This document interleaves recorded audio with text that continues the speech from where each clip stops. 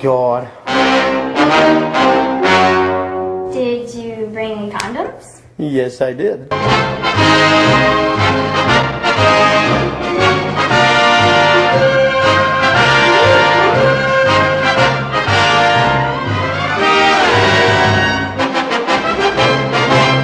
My name's Friday. I carry a badge.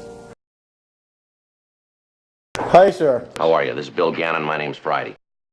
Listen to me, punk. I've handled jaywalkers that were tougher than you. Well, yell at me, why don't you? What do you mean by that? Oh. You want to tell us what happened? Not really. I never really was gonna do anything. Is that right? Are you sure? We want the truth, a straight story that'll wash. Tell us about it. I brought her a bracelet. We have it. Go on. She's supposed to be 13. Yeah. I didn't want her to get in trouble by her parents. You say so.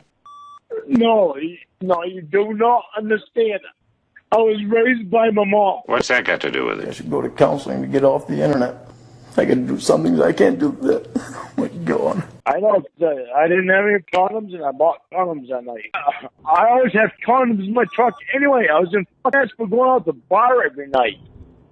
But yes, I did have condoms in my truck.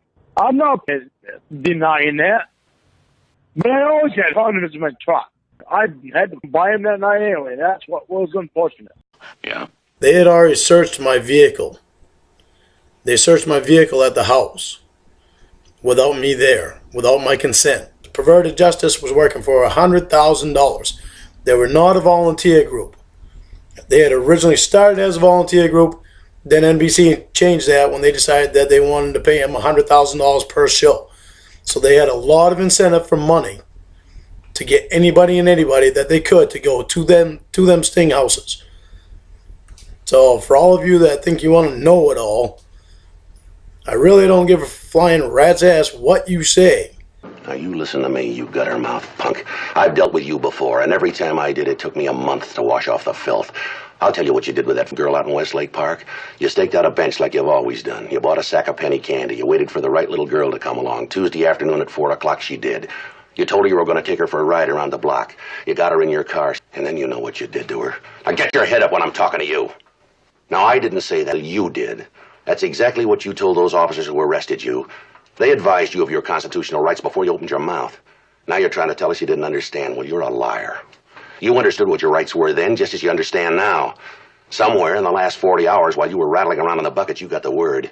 You know that you'll be advised of your right to remain silent, and that you must thoroughly understand and waive that right, because if you don't, any confession you make is inadmissible as testimony in a court of law. 40 hours ago, you confessed what you did to that little girl. That was the truth. Now you sit here and tell us that you didn't understand your rights. That's a lie. Like every hoodlum since Cain up through Capone, you've learned to hide behind some quirk in the law.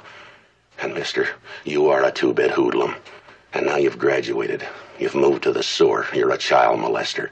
I am not a sex offender. And this isn't the first time. We've had you in here before. And, mister, you were guilty then and you're guilty now. Now, one last thing, you smart-mouth punk. Armstrong, you're under arrest. God.